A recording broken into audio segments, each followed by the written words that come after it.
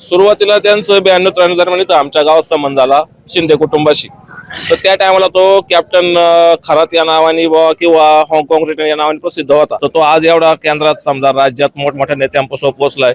त्याला हे मोठे लोक सुद्धा बळी पडले. त्यांचा सुद्धा याच्यात दोष आहेच आहे. भविष्य बघितलं का तुमचं? भविष्य नाही मी बघितलं. भविष्य त्याच्या विश्वासच नाही. मी कोणत्याच बाबा लोकांवर भरोसा ठेवत नाही. याचं कारण आहे, कारण मला मी देवाला मानणारा माणूस आहे, भक्ताला मानणारा माणूस नाही. आणि ती कल्पना खरात आहे, म्हणजे इकडे सुनीता म्हणायची तिला. कल्पना खरं तुमच्या शाळेत होतं? माझ्या शाळेत नव्हती, माझ्यापेक्षा 2 वर्गांनी पुढे होती. आणि आम्ही बरोबर शाळेत जायचो इथून. राज्यभरात चर्चेचा विषय असलेल्या भोंदूबाबा अशोक खरातचे अनेक कारनामे उघड झाले असून या प्रकरणात अजूनही नवनवीन किस्से समोर येत आहेत. आता अशोक खरातची सासरवाडी असलेलं नाशिकच्या सिन्नर तालुक्यातलं पाडळी हे गाव चर्चेत आलंय. खरातची पत्नी कल्पना ही याच पाडळी गावात अत्यंत गरीब कुटुंबात लहानाची मोठी झाली. तिथंच तिचं शिक्षण सुद्धा झालं. अत्यंत हलाखीच्या परिस्थितीत जगणाऱ्या कुटुंबातल्या कल्पनासोबत अशोक खरातनं लग्न केलं. अशोक खरात हा फक्त काही विशेष कार्यक्रम असेल किंवा दुःखद प्रसंगीच पाडळीत यायचा असं ग्रामस्थांनी सांगितलं. मात्र यासोबतच पाडळीकरांनी अशोक खरातचे अनेक किस्से सांगितलेत. खरातच्या लग्नावेळेस हळदी समारंभात एक धक्कादायक प्रकार घडल्याचं गावकऱ्यांनी सांगितलं. पाडळी ग्रामस्थांनी खरातविषयी काय काय खुलासे केलेत तुम्हीच पहा. सध्या संपूर्ण महाराष्ट्रामध्ये एक विषय चर्चेत आहे, तो भोंदूबाबा अशोक खरात याचा. गेल्या काही दिवसांपासून संपूर्ण महाराष्ट्रामध्ये या भोंदूबाबाचे नवनवीन कारनामे रोजच्याच दिवशी समोर येताना आपल्याला पाहायला मिळत आहे.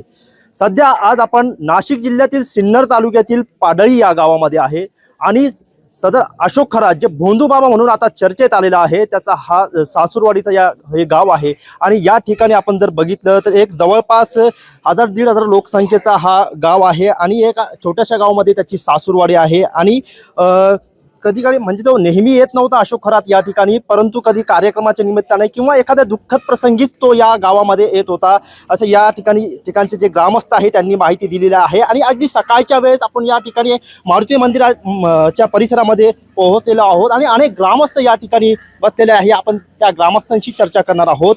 दादा, आपण बघतोय गेल्या अनेक दिवसांपासून अशोक खरात, त्याला कॅप्टन खरात देखील म्हणायचे, आता भोंदूबाबा अशोक खरात म्हणून तो चर्चेत आलेला आहे. सासूरवाडीचा हा गाव आहे.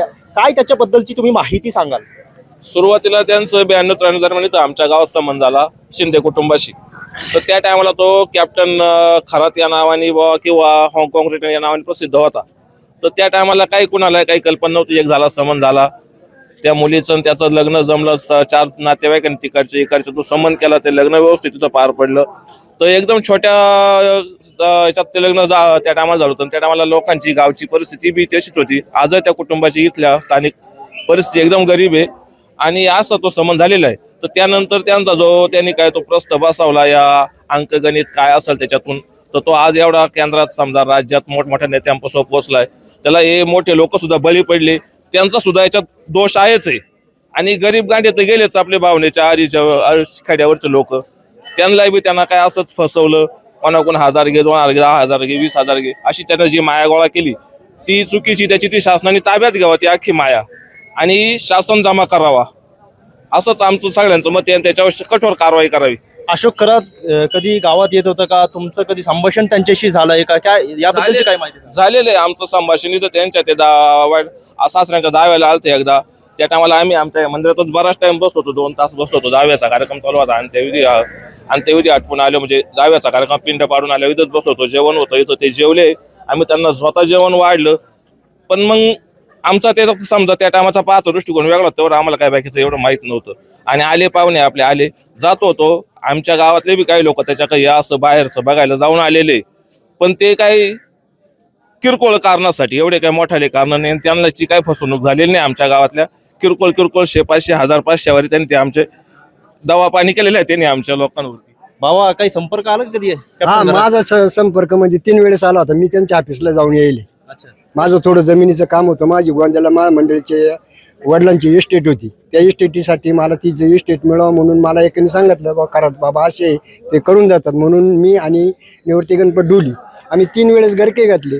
त्यांनी आमच्या जमिनीचा माझा व्यवहार पण केला होता. तो म्हणे 4 लाख रुपये तुला देतो आणि तू सही करून मोकळा होय.